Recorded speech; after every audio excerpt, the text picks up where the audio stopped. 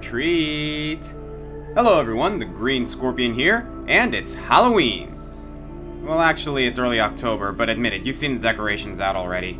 So to lean into this festive time of year, and to do something a little bit different, I declare these next 5 countdowns Monster Month, where we hunt down all those cretinous creatures that creep into the corners of our collective consciousness. And what better place to start than with one of gaming's favorite fallbacks, zombies. The earliest accounts of zombies come to us from Haitian folklore, referring to dead bodies that are reanimated by black magic. Their literary history spans from fantasy to science fiction, from Mary Shelley's Frankenstein to the works of H.P. Lovecraft. And in 1968, George Romero's film Night of the Living Dead reanimated the trend as we know it today. Zombie stories tap into our modern anxieties regarding crowdedness, our fear of groups, and dissemination of identity. Don't worry about identity here though. As always, I'm interested in individuals, and while zombies are often mindless, these 10 cadavers are bursting with personality. That does deny us a lot of zombie invasions we love so much, so here's some honorable mentions to some of my favorite zombie hordes. Left 4 Dead's Infected, Call of Duty's Nazi Zombies, Headcrab Zombies from Half-Life 2, and those gosh darn necromorphs. As for these next 10, they can have thoughts and feelings as long as they are still moving dead bodies. And we're looking for flesh, not just bones. We'll get to skeletons some other time. Whether they're exemplifying zombiehood or coming up with great subversions of the trope, these are my top 10 video game zombies. Brains not included.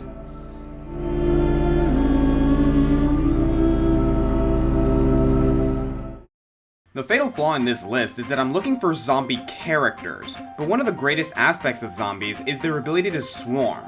To start us off though, I found an army run by a zombie for the zombies.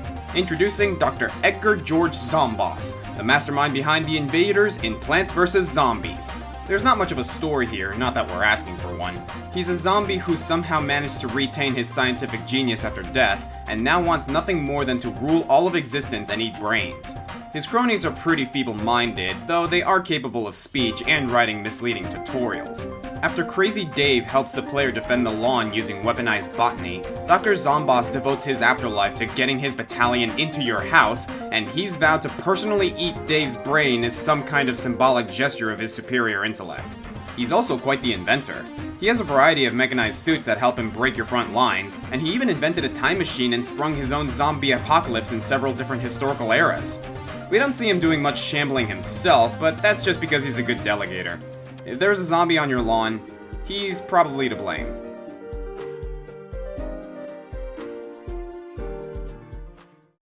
Okay, I'm trying my luck with Warcraft again. And you guys will probably kill me if I get something wrong again, but I have a necromancer on standby just in case. In Warcraft 3, the undead faction had these charming little units called abominations. Big dumb bruisers made by sewing together various dead body parts.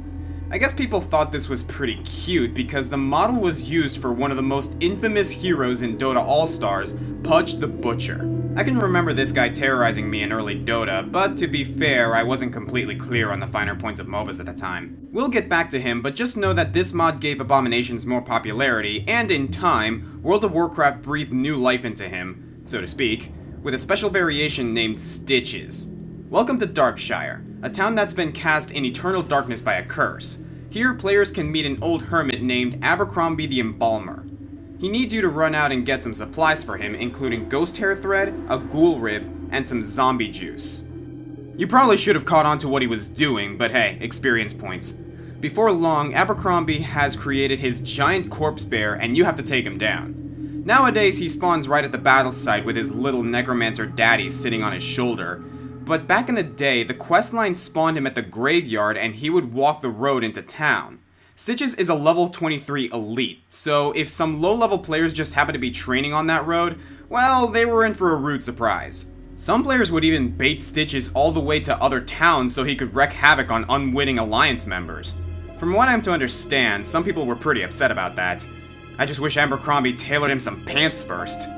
Though he's more contained now, his infamy assured him a spot in Heroes of the Storm. So let's track this. We had a common unit in Warcraft 3 inspire a palette swap hero in the Dota mod, which became a spin-off character in Dota 2, meanwhile inspiring a boss back in World of Warcraft before getting graduated to playable hero in Blizzard's crossover MOBA.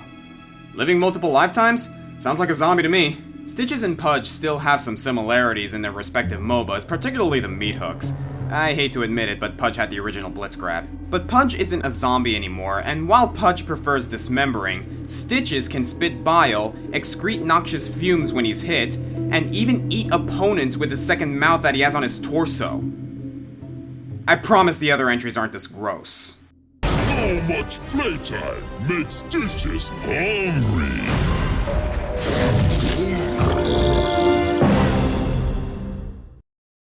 Dearly beloved, we gather here today to mourn the loss of a League of Legends champion, Yorick the Gravedigger, who is tragically slated for a rework. It's unclear how much of his origin will be preserved, so let this entry serve as a memorandum for the Yorick that was, before I begin a new life with his new vessel. I'll be the first to admit Yorick needed a makeover, and his role was so dead in the meta it was beginning to smell.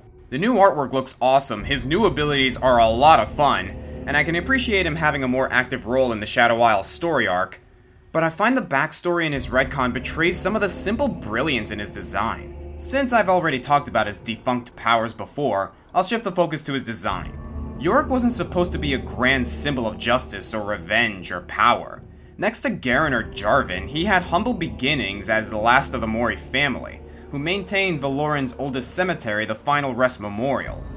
I'm sure many of you connected his name to the line, "Alas, poor Yorick" from Hamlet, but the name is actually a little more clever. That line comes from Act 5, Scene 1, where Hamlet is in a graveyard reflecting on the inconsequence of life.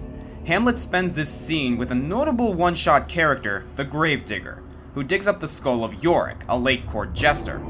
While Hamlet pontificates over how this once cheery clown is now only bones, the Gravedigger croons about the thankless job of digging graves and asks who will bury him when he dies. That, scholars, is Yorick's entire character in a nutshell. League's Yorick is the combination of these two Shakespearean figures, the Gravedigger and Yorick the Clown. Since Yorick never had an heir, there's no one to take over his job now that he's gone. This loose end traps him between life and death, digger and clown.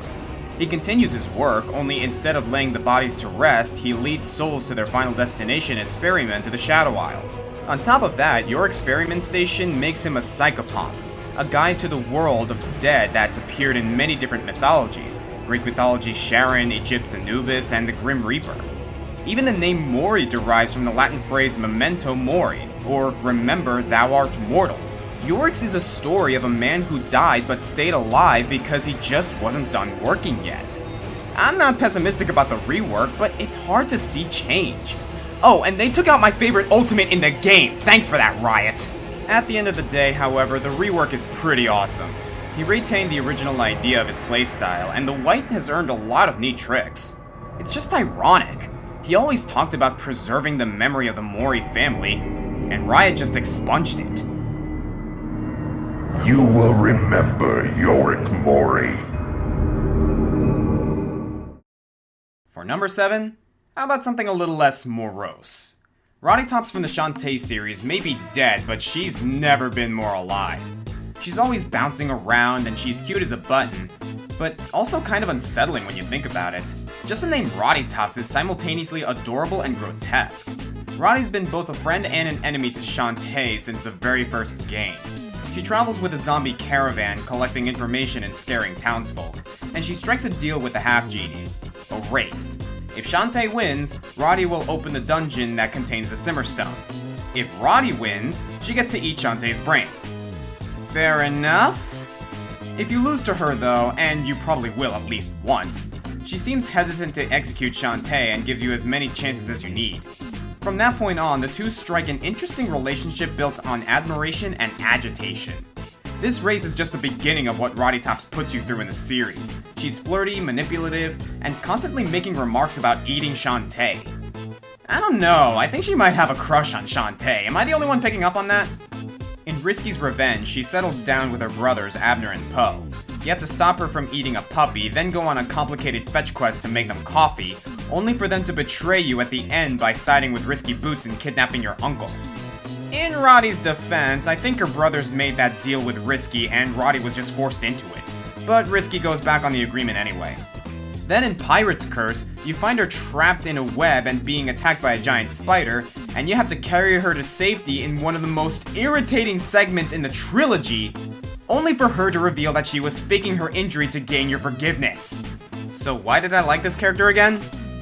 Well, because of this moment. Later in the game, Shantae journeys to the Village of Lost Souls, where spirits of the departed can be found. Here she meets this very familiar looking girl who says that she has no memories of how she got here. She doesn't know much about her previous life, but tells Shantae that when she sleeps, she dreams about having a best friend whom she looks up to. She just wants to tell her that, but every time she tries to get close, she messes up and pushes her away. Sorry, was someone chopping onions here? With this one scene in a sequel 12 years after the original game, Rottytops becomes the most nuanced character in the franchise. I love her even when she's being a pain in the rear. Like this scene where all the girls get mistaken for an ancient ruler and get Princess Leia'd into new outfits. The others are all annoyed and trying to escape, but Roddy just has this huge smile on her face the entire time.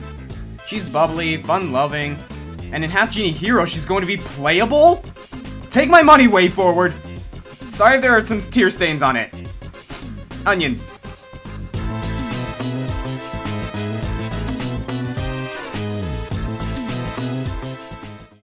Are mummies considered zombies? I don't see why not. They're corpses whose skin and organs are preserved, often with chemicals and bandages. And if they happen to rise again, well, I'd say that makes them the Walking Dead. That does open the door for other characters like Chuck D. Head, Anachorus, and... I thought you'd never pick me. A Moo. I'm sorry, buddy. We already have a League of Legends champion. Okay. Poor guy. If I had to pick my favorite bandaged baddie, though, it would have to be Killer Instinct's Khan Ra. Once the vizier to a Babylonian king, Khan Ra was arrested for plotting to stage a coup.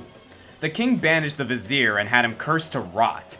This ostensibly made Khan Ra immortal, but his body would continue to decay as normal, trapping Khan Ra in a husk that would eventually fail him and imprison his earthbound soul.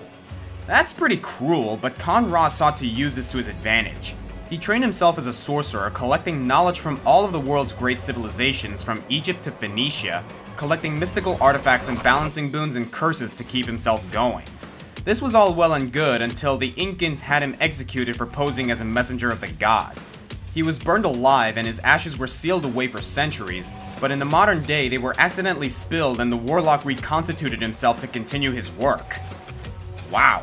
I've seen zombies of people who were stabbed, shot, drowned, poisoned, and beheaded, but I can't think of another that came back from being cremated. Khan Ra brings the pain with zoning abilities that put Glacius to shame. Retaining his mage tendencies, he's not much of a fighter up close, but if he can get enough distance, he's going to be nigh impossible to rush down. I guess if he was burned to ash, he was never actually a mummy, but he keeps the bandage look and even works it into his fighting style with grabs and ranged pokes. He can even set traps by disintegrating part of himself into the air and mixing it with the dust, utilizing many terrors from the desert including locusts and antlions. With a good hit, he can even spread some of his curse to enemies to slow them down. If that's the case, their life bar isn't long for this world. Khan Ra may have been the first to perish, but he's poised to outlive everyone in the roster. Ashes to ashes, dust to dust, and then back to flesh. You will no longer need this. Supreme victory! Apart from the novelty of a mostly female cast, Skullgirl sets itself apart with gorgeous hand-drawn visuals, loving parody of the fighting game culture, and the sheer creativity of its cast. Case in point, Sienna Conchiello, better known as Squiggly. We have another cute zombie girl, ladies and gentlemen, and this one has a pet. The Conchiellos were a family of wealthy opera singers aligned with the Medici Mafia to find the all-powerful Skullheart. Part of their usefulness came from a magical parasite named Leviathan that can protect its host from the effect of the Skull Heart and has been in the family for generations. But one day, without warning, Lorenzo Medici terminates their agreement and has the entire family assassinated, Squiggly herself being shot through the head by Bloody Mary. Sometime later, Mary obtains the Skull Heart and raises an undead legion, bringing Squiggly back to life as an obedient zombie slave. Well, she would be obedient, that is, if not for the help of Leviathan, whose resisting effects allowed the zombie to retain her winning personality. Squiggly and Leviathan set out on a journey to avenge their family and defeat Mary, because this raising the dead thing should probably stop. First of all, just check out this design! To keep the Skull Heart out of Squiggly's mind, the snake-like Leviathan grows through one ear and out the bullet hole in her head, meaning he's probably tunneled through her brain, and that should be disgusting, but the presentation is just plain quirky.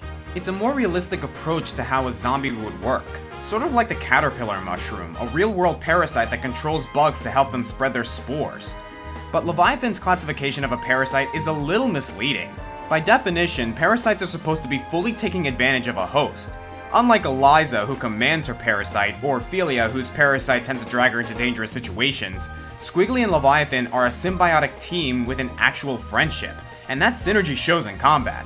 Leviathan is used as a whip, effective for keeping back rushers, and he also has the ability to transform and change size. He's not doing all the work though. Besides being the base of operation, Squiggly is able to sing to charge attacks and provide area control. I'm glad she's continuing her singing career, though this would be an issue since, well, if you look closely, Lorenzo was sadistic enough to have her mouth sewn shut. But like any good soprano, she knows how to belt, and Leviathan augments it by turning into a microphone and speaker. Her banter with Leviathan is also really charming, and I love her character bio.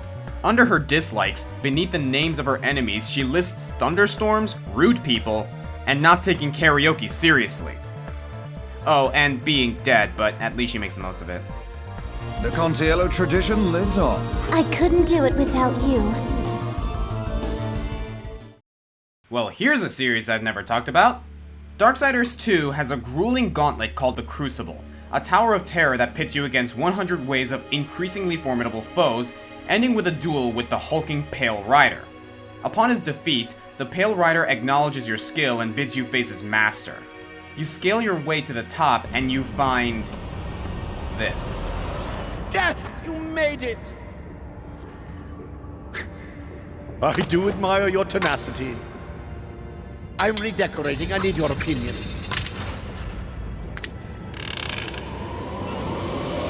En garde, you boob!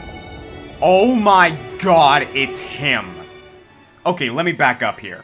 In Darksiders 1, the world has been ravaged by a premature apocalypse caused by the never-ending clash between heaven and hell. Most of humanity are now these revenants called Wicked. They serve as basic combo fodder for war and death in these games, as the horsemen try to restore order and finish their prolonged demise. But one of these Wicked is not like the others. Wicked K, the top hat zombie. In the first game, War can find Wicked K on several occasions hiding in secluded areas. He'll immediately challenge War to a fight, but aside from some harmless name-calling, he's incredibly polite. Apparently the character was conceived as a joke by Vigil Games and put in at the last possible moment. The true extent of his powers and the reason for his existence remain a mystery, but he'll always escape after his defeat, rewarding you handsomely with souls and treasure. Maybe it'd be nice if he had a few more quips to repeat, and if there were some actual music during these duels, but I gotta say, I find it pretty funny. Just the random zombie who can talk for no apparent reason, taking on a horseman of the apocalypse with a cane and a teleporting hat. He's exactly what this game needed. Not that this game is bad or anything, but it falls right into that period of gritty, colorless, demons everywhere rut that gaming inhabited for the late 20-aughts. Then comes this completely out-of-place character with complete irreverence to the plot, the world, and the tone of the game. The game takes itself too seriously at times, but having your reward for this optional challenge be this guy, fencing while calm classical music plays, is a fantastic punchline. After this final defeat, he leaves without much explanation, just a hovercraft sound effect, and a promise for tea. Well met, Wicked K. Well met. Tea time!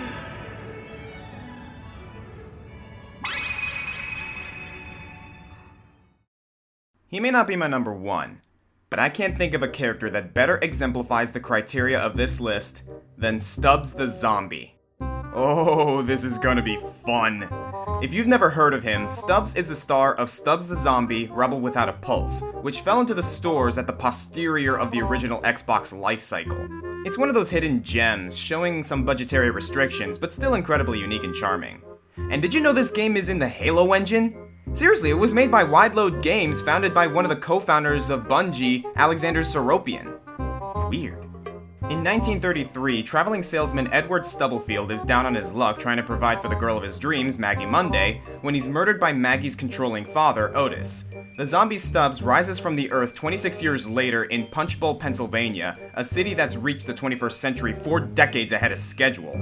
Stubbs sees Maggie on a poster and, partially recognizing her, goes on a rampage to win his girl and punish the rest of humanity. Stubbs is all the qualities of a classic Romero zombie. A green man dragging his feet with a very limited vocabulary and a diet consisting exclusively of gray matter. But with Stubbs, not only do you get a personably undead individual, you get the rush of fueling a malodorous zombie mob. People Stubbs bites turn into zombies themselves, and the herd can quickly overtake each area of the game, from city streets to prisons and laboratories. As important as it is to have a flock for these situations, Stubbs still stands out amongst the ranks with his own unique abilities. He's a little on the slow side, but surprisingly strong, and his health regenerates, which is interesting since normally dead flesh only deteriorates. He can also detach different parts of his body in combat, including rolling his head like a bowling ball, sending out a skittering hand that can mind control soldiers, and tossing his torso to explode on contact. And his putrid smell can turn away most major threats. Despite his failing faculties, he still manages to pilot several vehicles, remember Halo engine, and at one point competes in a thrilling dance-off. Stubbs is the perfect playable zombie, just hitting that teetering balance between conforming to genre expectations and providing something interesting to liven up the gameplay. Or deaden up the gameplay, as it were. If you ever wanted to play as one of the walkers, this is how I recommend you do it. Hey Microsoft, any chance we can dig this one up for a revival? I'm thinking Stubbs 2, Keep Calm and Carry On.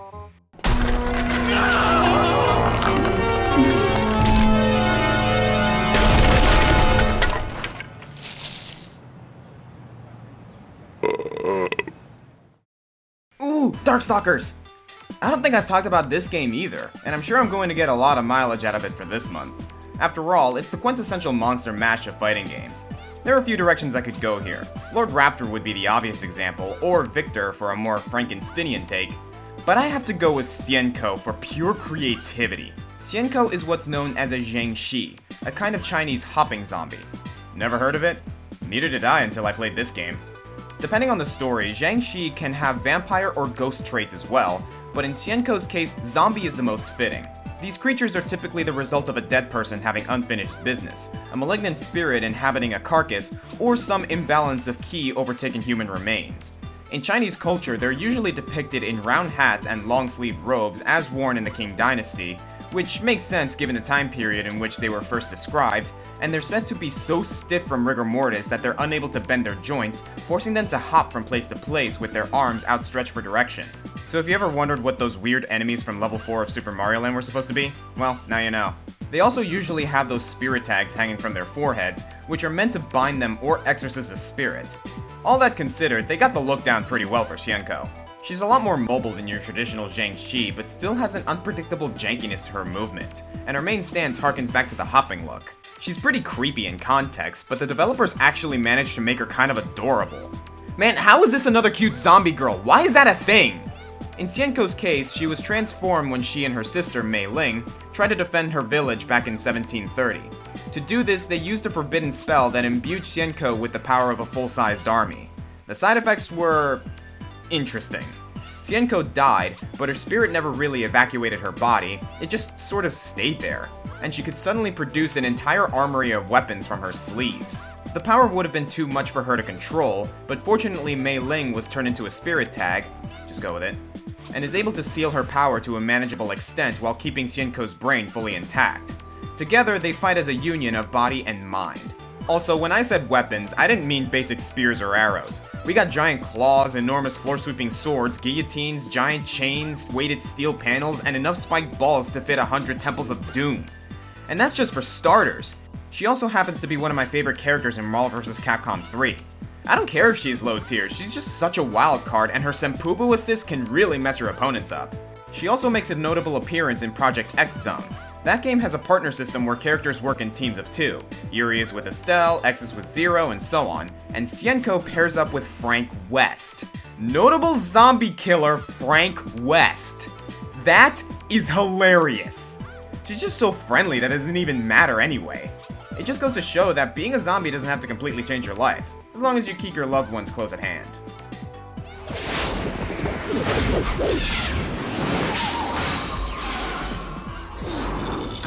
Whatever, let's get it over with.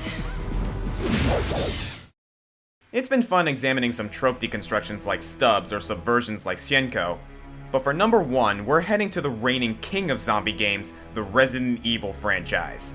I know, Resident Evil's practically a zombie itself, stumbling forward, only decaying after Resident Evil 4.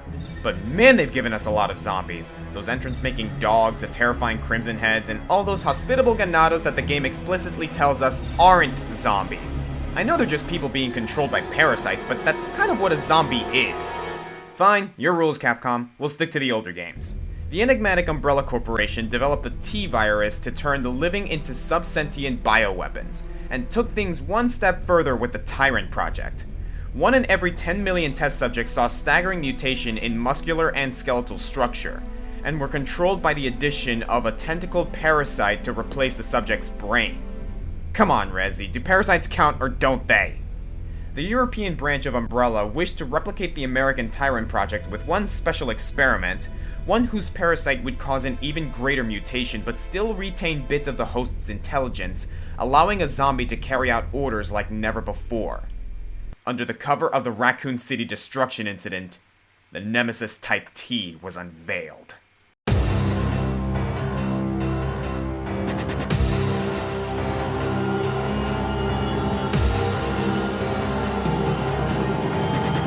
Zombies are single-minded creatures. Whatever they want, they do whatever it takes regardless of self-preservation.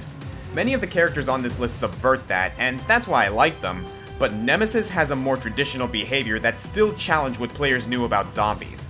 It's got one goal, but it isn't to eat brains or make more zombies. It's to kill. Umbrella gave this beast the simple instruction to eliminate all surviving members of the STARS team from Resident Evil 1. They know too much, so here it is, 7'3" and rocking a leather trench coat. It first appears in the police station and kills STARS pilot Brad Vickers, and then sets its sights squarely on Jill. Resident Evil has taught us that the zombies have strength in numbers and go down easily.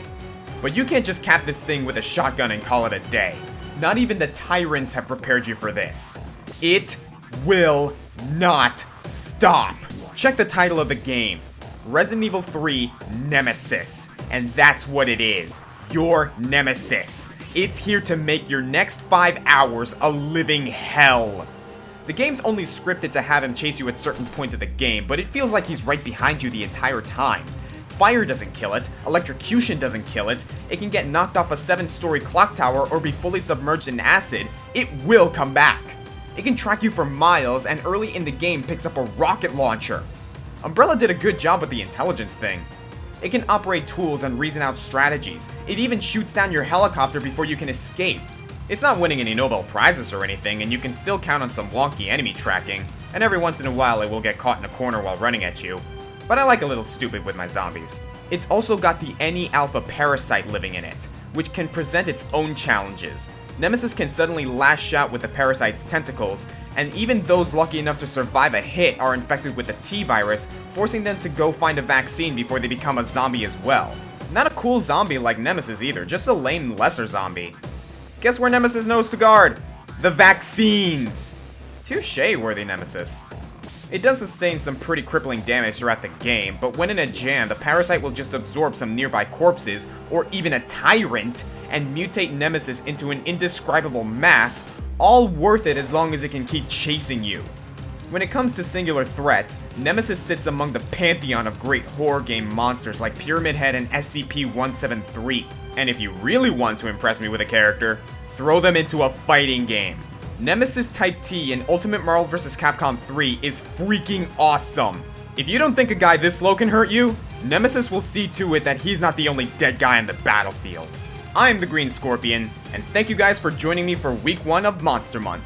Next week, we shoot for a list even deader than this one. See you guys then.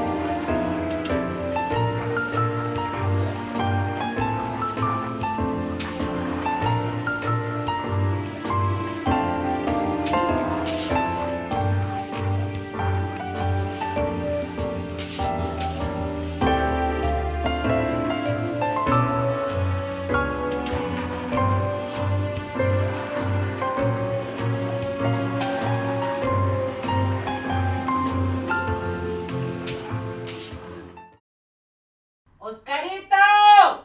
There's a zombie on the lawn! I'll get the seeds.